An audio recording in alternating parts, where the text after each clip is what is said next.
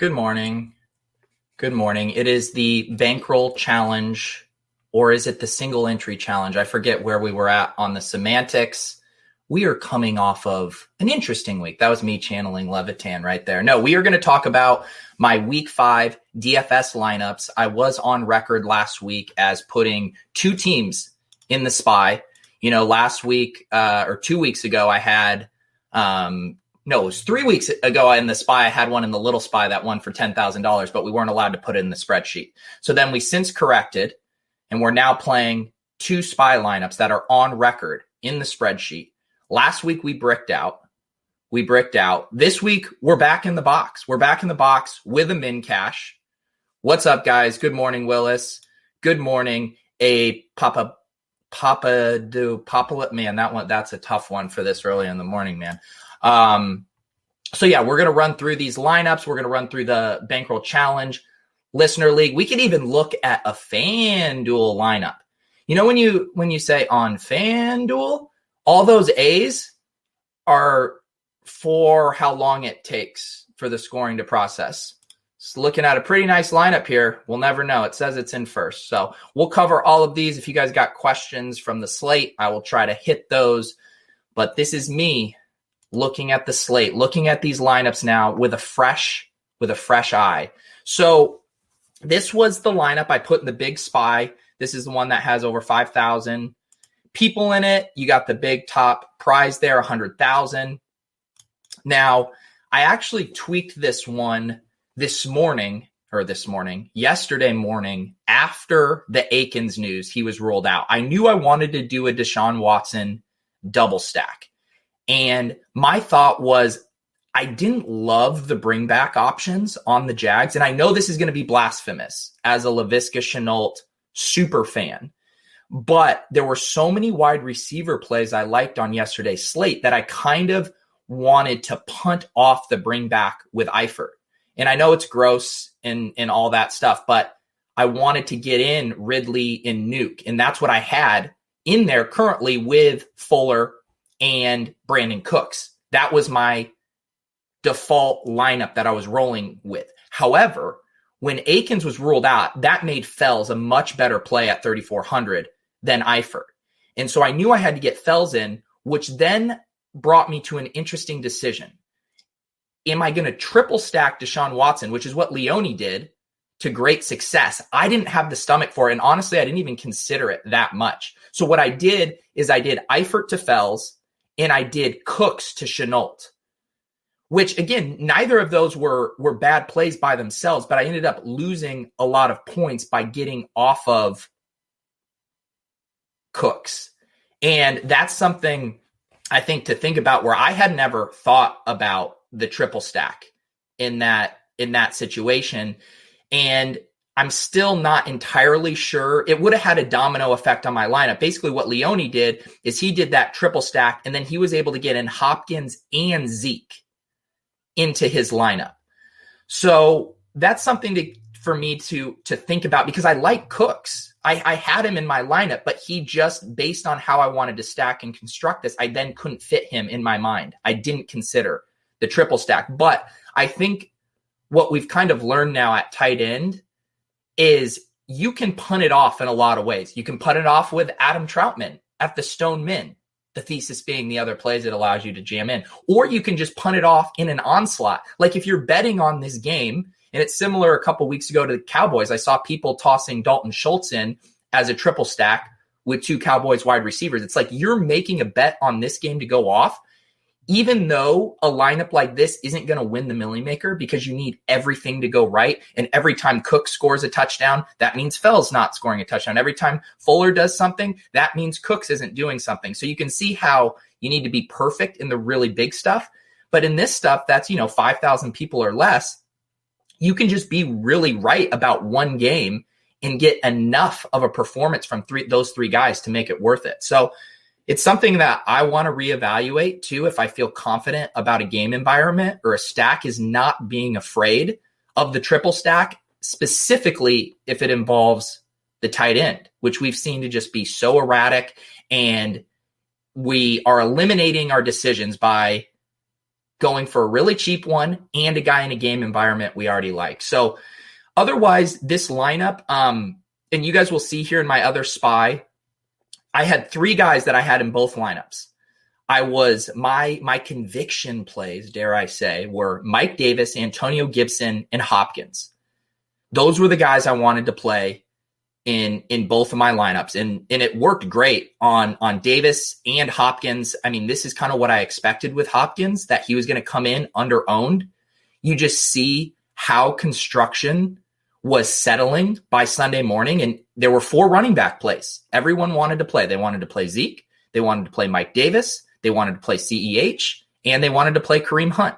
And so when you want to jam those 3 guys, it's going to naturally funnel you to a different construction. And that construction is probably going to involve a punt wide receiver like Ola. Oh, now I'm in my head about this pronunciation because I don't think it's Olame. I'm not doing this morning. Zacchaeus, whatever. So people were funneled to that and they weren't getting up to the high price wide receivers.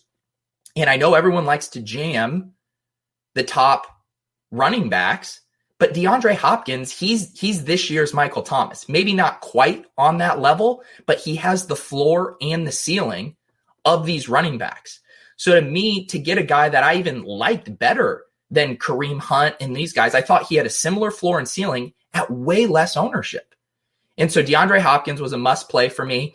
And it was a little slow going there for a while. He needed the fourth quarter to really heat up there, but that worked out. And then Mike Davis, just an absolute smash. This will end up being the last week that we get him at that price. I mean, just a total bell cow, probably $2,000 underpriced for his role.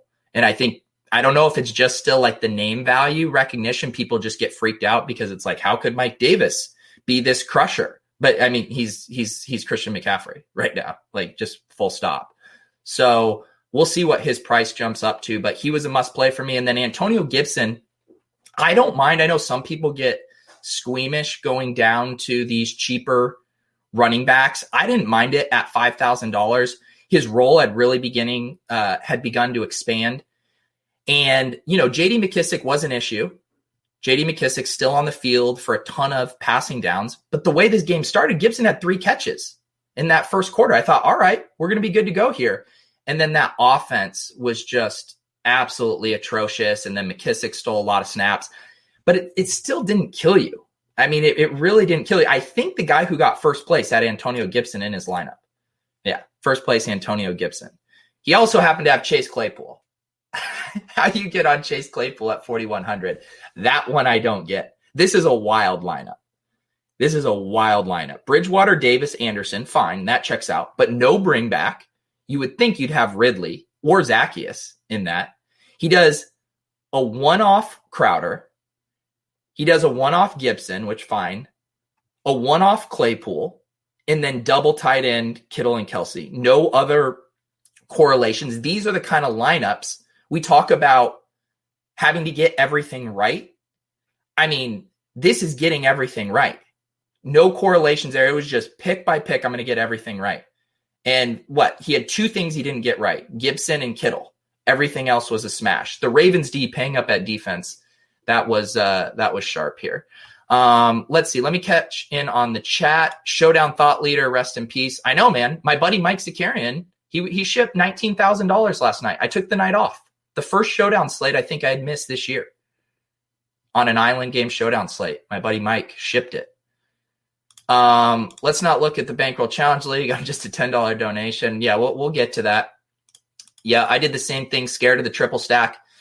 I think we need to stop being scared of the triple stack, especially if those pieces are really cheap. We can't triple stack the Chiefs. That's gonna squeeze the rest of our lineup too much. But when we're talking about Cooks in the low 4s, we're talking about Darren Fells at 3,400. I think I'm coming around to the triple stack here. Yes, Joe. Joe and I on the Tilt Space last night on the Line Movement channel. You guys go check that out. I have the link to Line Movement down below if you want to see our sweat from that. It was tough. It was tough. But we also lost Dak Prescott. And we had a couple Evan Ingram plays, including that big touchdown on the fake punt that we had called back. So we were close. Wow, this is quite. I'm going to try. I shouldn't have read this here. Pete motherfucking. Oh, wow. Wow. That's crazy. One time you are coming in hot on a Monday morning here. The double tight end ship, that's against everything I believe in. I know. I'm the same way, man. But I guess you got to know the rules to break the rules.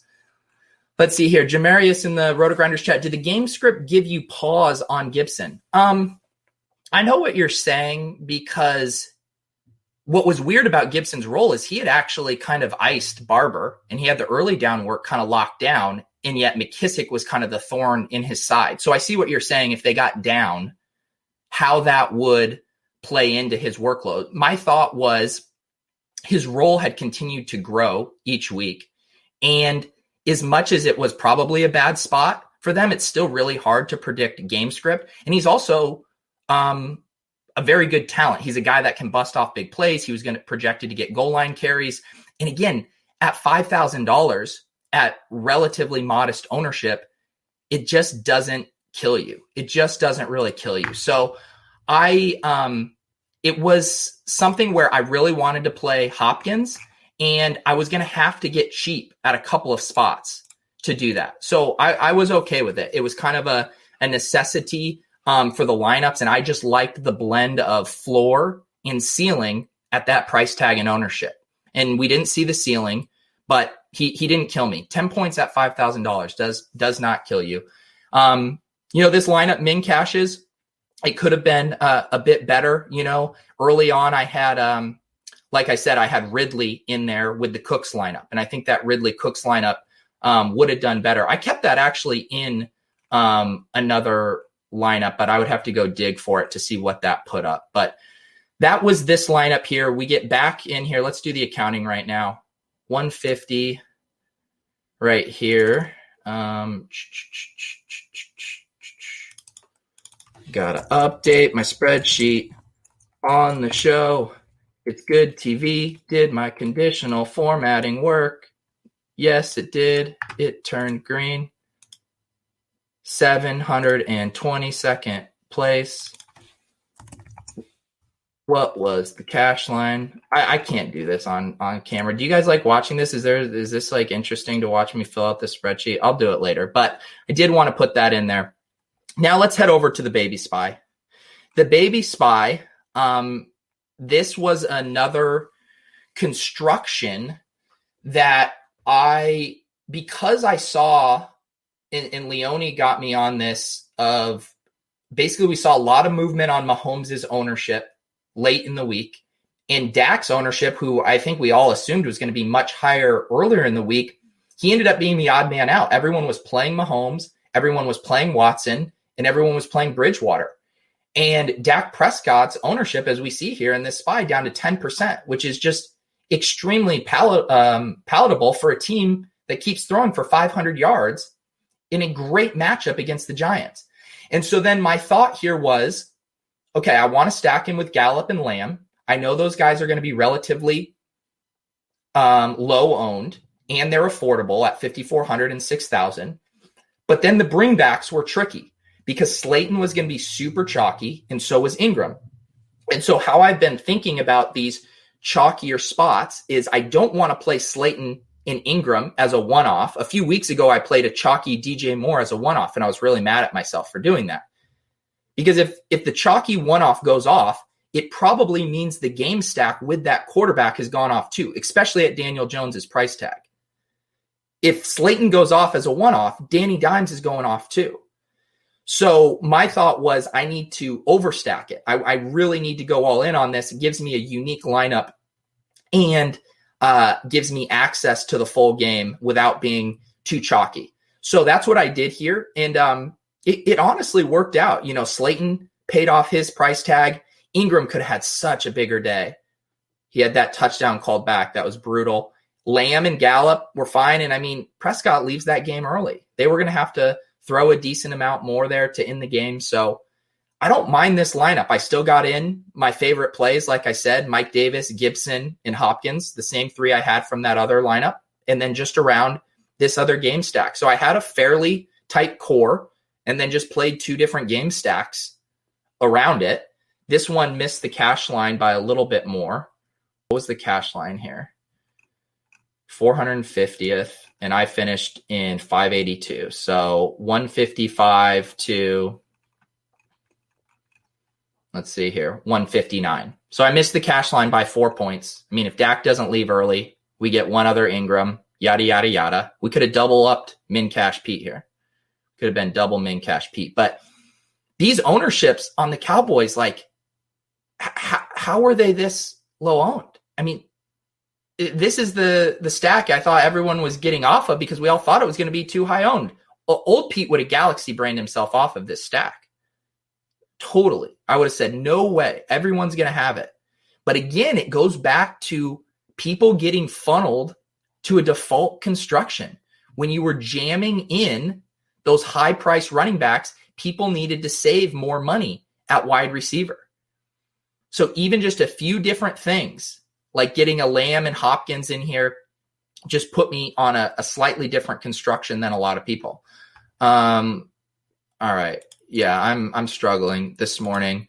Gurley Davis, double running back is interesting. I don't know which lineup. I was thumbing through a lot of lineups, so maybe that came up. Yeah, if Dak doesn't go out, you cash easily. I feel good about these lineups, right? Because the thing we've been talking about, yes, I had been on a heater. You know, today was very modest in comparison. I think overall across my DraftKings lineups, I booked a slight loss. I think in total I was in for, and not counting our tilt space stuff, I was in for like $600 in a cut spy, single entry, 5 max, 3 max. I hand maxed the $3.20 max throughout the week. And I got back like 500. So I booked like $100 loss on the week on my personal stuff. But I've been saying the phrase shots on goal, right? Like I feel like these two lineups gave me really good shots on goal. You know, I was a few things short from these lineups really going off, right? Like we need Shenault to get in the box on the bring back. We need another Watson to Fuller touchdown. Like we need a couple other splash play events to really access that ceiling that allows us to crack, you know, the top 10, top 15 or whatever. But these lineups gave me shots on goal. I was live in these. And again, you can go through these. Dak doesn't leave early. Evan Ingram doesn't have that touchdown called back. You know, the Panthers don't give up that field goal at the very end, which docked, I believe, 2 or 3 points off of their score. It's just little stuff. We just want to make good lineups and give ourselves a chance to get lucky. We are not going to win every week. It felt like it for a few weeks. You guys like it when I'm tilted? I was tilted yesterday. I was really tilted, especially with this Dak game. It looked like everything was setting up perfect for that game script. They have another turnover to start the game. Zeke gets stuffed at the goal line, and we're like, here we go again. 500 passing yards for Dak Prescott. The double stack's going to get there. Amari wasn't doing much, and I had Gallup and Lamb. I was like, here we go. And we just couldn't get there. We just couldn't get there. Things didn't shake out. Man, CeeDee Lamb looks great, though. That guy's a superstar. $6,000 salary. We're not going to see that for too much longer. Or maybe we will with Dalton coming in. Maybe their prices will stay affordable. I think we're about to find out who the true alphas are in this Dallas offense. You know, I feel like backup quarterbacks, the knock would be they can't go through their progressions. Look at me putting on my hard hat here, getting a film grinder take. But Andy Dalton's not going to be able to support Gallup and Lamb and Amari and Schultz like Dak was. And we'll see here. Does he have eyes for Lamb, eyes for Amari? I'm betting on Lamb, man. I think this guy's a superstar. So anyways, that was a film grinder rant from me. People afraid of Daniel Jones not being able to keep up. What do we got here? Call me the FanDuel thought leader until they post scores. Yeah, we'll take a look at FanDuel here in a second. Gallup is about to smash with Dalton. There's a take. And Dak might be back before FanDuel pays out. It does seem like that. Can't believe this content is free. It will always be free. Yes, Javarius Waller. Mary had a little lamb. Of course, the Irish or Scottish folktale, Mary had a little CeeDee Lamb. Drew Morse says, my wife left me for playing David Johnson again. Yeah, Drew is a man that is not afraid to play these gross running backs. Drew, how did we not get on Devonta Freeman? That was the play in that range, man. I couldn't stomach it because I got so excited about Antonio Gibson. But the three, I was considering David Johnson. I wasn't on Freeman there. But it logically makes sense. It was good leverage on the ownership on Slayton and Ingram. His role had been expanding. It seemed like they were working him in after signing him with the hopes of making him their main back.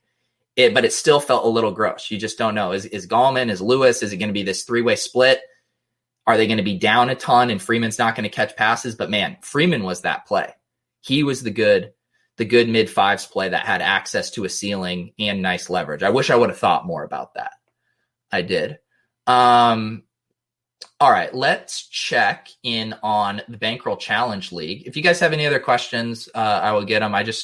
Once the train leaves the station, I just start rambling, and so I miss questions. So if you guys want to talk about any other interesting construction things, I'm down to do it.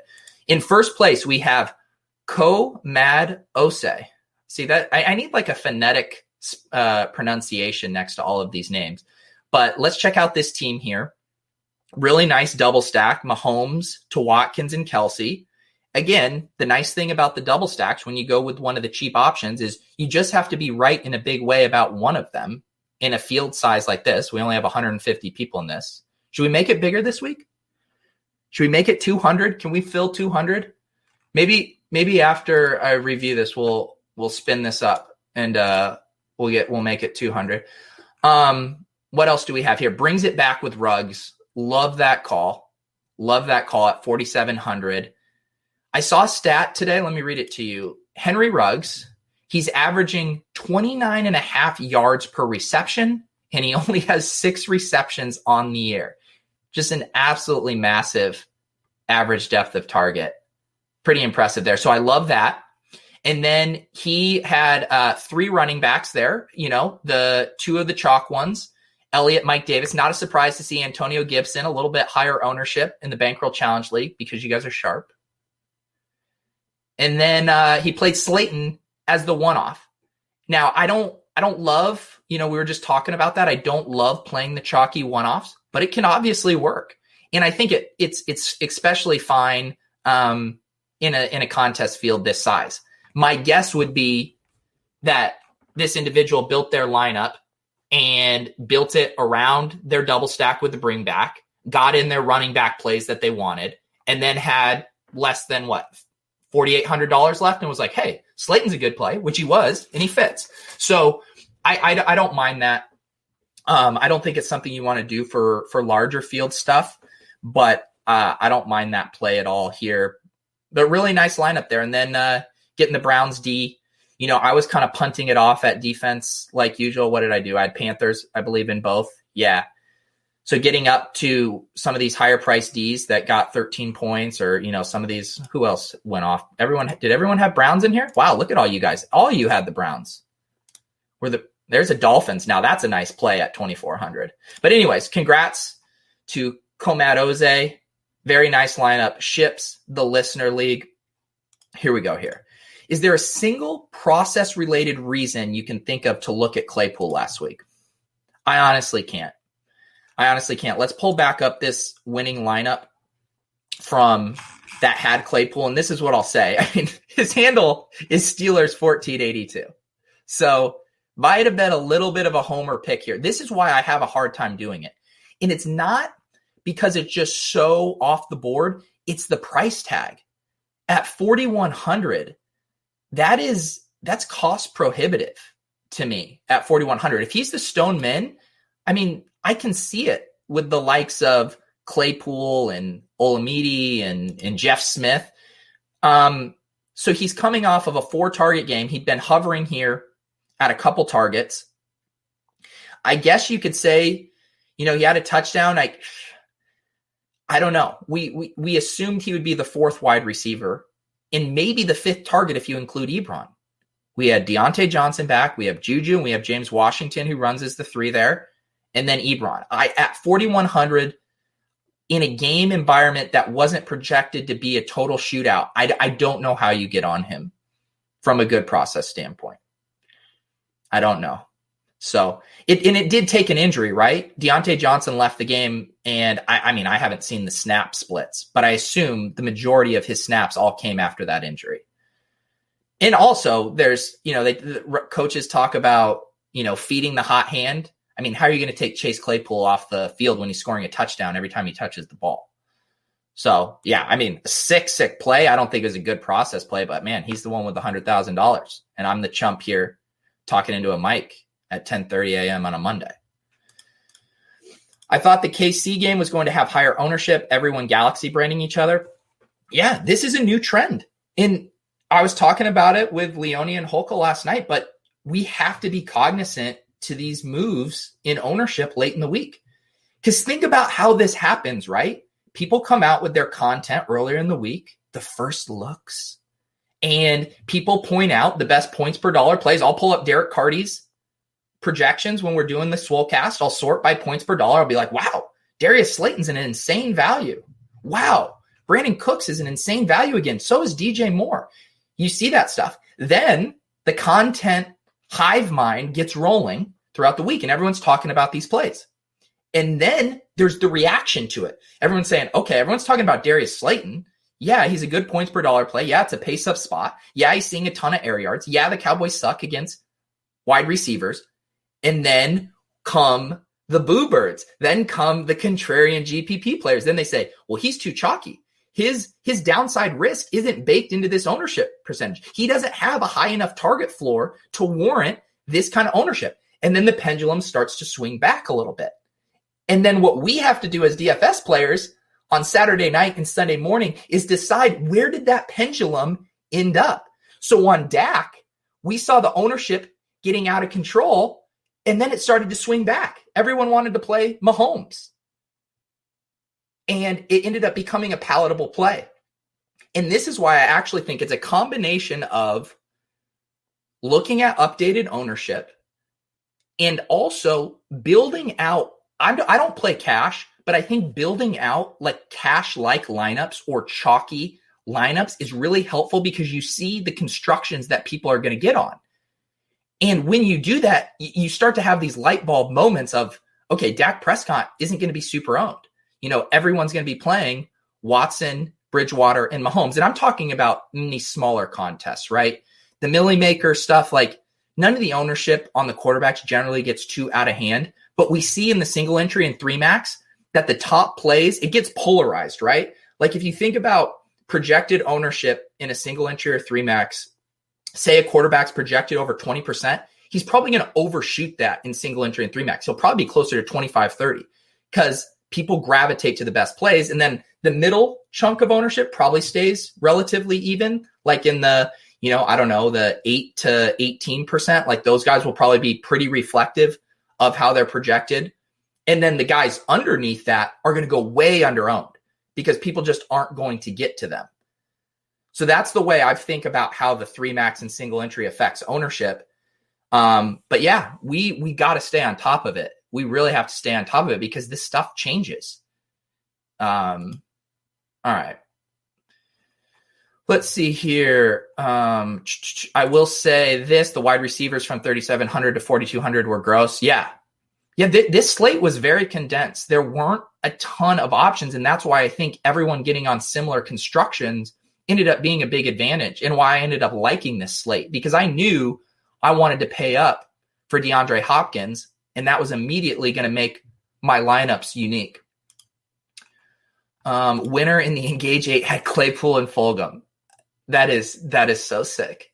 That is unbelievably sick. They need a show. I'll give them my show. If whoever played Chase Claypool and Travis Fulgham wants to come and do a stream on my channel, I will allow. I will produce it. I will sit in the background and let you talk about your process. Claypool had a price increase the past 2 weeks with no real target increase. Yeah. The DraftKings algorithm, too sharp. Maybe this ownership weirdness is people not playing double stacks. Yeah, it is weird. Like Robbie Anderson and DJ Moore were very highly owned, and yet Teddy didn't get out of control. Let's see if we could find a classic I want to just see if I can find the Robbie ownership. Robbie at 32.8%. I guess, yeah, Teddy Bridgewater up here at 17%. That's owned. People, but it does, to your point, I wonder how many people did the Bridgewater to DJ and Robbie. Robbie as a one-off there. Yeah, let's see here. What kind of ownership would convince you to get off the main stacks of Mahomes, Watson, Teddy, and Dak? Yeah, so I would say just like in general, and it's obviously very slate specific, but the reason it's specific is it has to do with the pieces that you can stack them. I never really got on Teddy that much because I didn't want to stack him with a super chalky DJ Moore and Robbie Anderson. I thought those guys were great plays, and it's a condensed offense, but I immediately know that I'm going to be matching a lot of the field with those three plays. So I think the tiebreaker for me is then looking at the pieces I'm stacking with. Like Dak, I didn't care that much about his ownership because I knew Lamb and Gallup weren't going to be outrageously owned.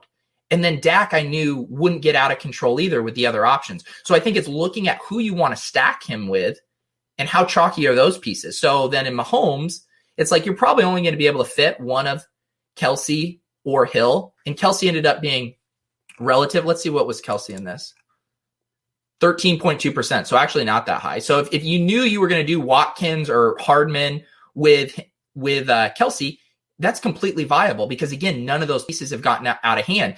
And then back to why I wasn't really considering Daniel Jones, similar to Teddy, if I stack him with Ingram and Slayton, I'm already just on a super chalky construction. And I could get unique elsewhere, but I knew I wanted to play Mike Davis and I knew he was going to be popular. So all of a sudden it's like, okay, well, there's 4 spots where I'm just massively eating the chalk. And then it just gets harder. So I'm thinking about how owned are the pieces with the quarterback and how's that going to impact the overall chalkiness of my lineup here. Miss Kristen, what was your team in the listener league? I'll pull it up. I don't know what your name is in here. Oh, of course, Davis Maddock just jamming his cash game lineup in the Bankroll challenge. Disgusting. Kristen, tell me what your team name was, and we'll take a look at it here. 10th place. Oh, here you go. Hemtep. Let's see what you got here. Okay, so you did do the Teddy, Mike Davis, and Robbie Anderson. I think that is perfectly viable with how much Mike Davis catches passes. You didn't bring it back. I'm curious, did you consider bringing it back with Ridley or any of those pass catchers? You played Slayton and Ingram as one-offs. Okay, oh, Miss Kristen, I think you have a case of chalkitis here as I'm breaking this all down. But you did get a nice one-off play as Tyreek Hill. This is a nice lineup. It's definitely chalkier than I would go. It may my chalkitis is flaring up reviewing it, but you nailed all of the top plays. You got Slayton, you got Robbie Anderson, you got Zeke, you got Mike Davis. Kristen played the best plays. Sometimes that's all you got to do. I think that can be a hard strategy long term for winning tournaments because basically what happens is when you're playing this many chalky guys, you're basically playing like against the field, like a 2v2 or a 3v3. It's like, we're all going to throw out these 6 spots in our lineup because we're just going to collectively own it, similar to what happens in cash games. And then it's like, I need my Tyreek Hill to beat your DeAndre Hopkins or whatever the one-offs end up being. So it can just be hard. But when the chalk hits or the blessed plays hit, you're going to finish top 10 in the Bankroll Challenge. Congrats, Miss Kristen there. Can anyone venture a guess to the FD cash line? I cannot. Here was my team. So I made one team on FanDuel. I haven't been playing a lot on FanDuel. God damn it. I can't stop doing that. But I put one team in 5 or 6 single entries. And this is the team. It's actually a pretty good team, but we'll never know. I had Deshaun Watson. I did the same double stack. This one I got Cooks in because I knew I didn't have Cooks on my DraftKings bigger single entries. So I did the Will Fuller and Brandon Cooks with Shenault bring back. I jammed in 2 of the chalkier running backs, Mike Davis and Zeke. That worked out well. Kittle was the only part that didn't work out. Obviously, he had kind of a rough game. I legitimately tried to get up to Kelsey because I knew Kelsey and Kittle, the ownership was going to be out of control on Kittle on FanDuel. But I couldn't make it work because I also wanted to play Ridley. It was over on DraftKings. I was jamming Hopkins everywhere. I wasn't going to be able to fit him here. So Ridley was my consolation prize. And then I get Dallas D. Like, this is a solid lineup. I assume I'm going to cash in some of these, but we'll never know. I mean, I really had nice games from everyone except Kittle. Should be fine. Maybe I'll wake up a millionaire. No, this isn't a millionaire winning team, but I think it's a cash. I think this thing cashes.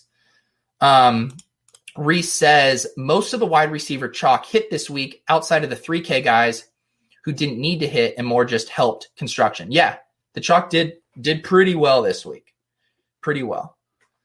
Yeah, if I was able to fit in Kelsey there, then I would be a millionaire in about 2 months when the scoring finishes. Let's see. Over in the RotoGrinders chat, DJ a dog 3K says, who's taking a stab on Andy Dalton? Oh, there will be touts. People will be touts. Who did the Cowboys play this week? Cowboys. Oh, God. Oh, it's Monday night. It's Monday Night Football. Andy Dalton, showdown captain. That'll be a fun showdown slate. And then in 2 weeks, he gets Washington, then the Eagles, then the Steelers. So, I mean, Cards, Washington, Eagles aren't too intimidating. Dalton could get going here.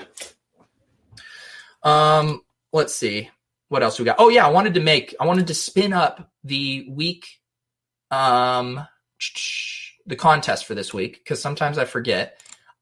Here's the deal, guys. No, we're not doing that. Go back. If I make this 200, it better fill. We filled 150 early last week. We can do that. Let's see here. I am going to do this. What am I doing? Why can't I? What is going on? Do they not have it up yet? They might not have it up. They don't have it up yet. I have to wait. So I will make this this league. Oh, there's one other thing I need to do. And I wanted to mention this on the stream here, and I'm going to get it pulled up. But Siler, he is a Bankroll Challenge viewer, and he reached out to me the other week and said, hey, we should get a Discord going for the people in the Bankroll Challenge League. And I forgot to put it in the show notes, but what I'm going to do right now is I am going to edit this, and I'm going to put it into the show notes right now. I'm going to say, join the Discord. And we have a few people in there because I mentioned it on a stream. If you refresh this page now, it should be in there. But I made a Discord, and I don't know what this is going to become. It's just a place right now for people to come and chat. I posted links to the contests I was playing yesterday and some of my teams in there. And yeah, we'll just see how it goes. So if you want to come hang out in the Bankroll Challenge Discord, I just put the link in the show notes. And yeah, we're going to keep it, like, I'm not going to be spamming it on Twitter and all that stuff. We're just going to keep it for the real ones for you guys. And yeah, we'll chat it up in there, and we can talk all the good stuff about single entry 3-max strategy. Willis joined the Discord. Yeah, so good stuff. Thank you to Siler for organizing and getting that rolling here. Yeah, Kristen. Yeah, no, it's still unique because of small field. Again, yeah, that's the one thing too about, in NFL, we're not worried about being duplicated on a main slate. There's just so many options. For a showdown slate, we have to massively worry about being duplicated. But you can definitely play chalk. I just would say that it's going to be hard to consistently win tournaments playing the chalk, that much chalk. But again, it was a great lineup. It was a very good lineup. Let's see here. Yeah, Ken Man, welcome to the party. FanDuel stat provided, still messed up. Yes, I will refresh this right now, but I believe it is still messed up. Oh, I forgot. I don't have my screen up. Yeah, come on. Yeah, nothing. Still not here. It's wild. It really is wild. So, yeah, so join the Discord, win the here's what I'll do. I will pin, once I set up the listener league, I will pin it in the comments below this video. So I believe if you're in the league, you'll get notified. If not, you can come and check the link in the comments here. I'll put it up, and I'm going to make it 200 this week. You guys better fill it. I'm going to make it 200. Appreciate you guys hanging out as usual.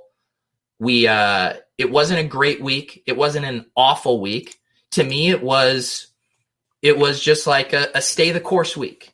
I feel like I made one mistake, and I don't even know how big of a mistake it was, in that I didn't consider the triple stack, even though I knew I liked Brandon Cooks. My brain didn't get there. I didn't get past some of the constraints I had set up in my head for how to build lineups. And that's fine. Now that's something we learned this week, that it's okay to triple stack if it involves some of these cheap guys, especially at tight end, and we really like a game. So that's one of my big takeaways from this week. Otherwise, I'm feeling pretty good about my process. And I feel dialed in. I feel like we're going to have some big weeks coming again. And, we haven't gotten the big score for the Bankroll Challenge, for the spreadsheet. I want the big score for the spreadsheet. So we're going to get there. We're going to get there. I think we're dialed in, guys. And always enjoy hanging out with you guys on a Monday morning, talking back the slate.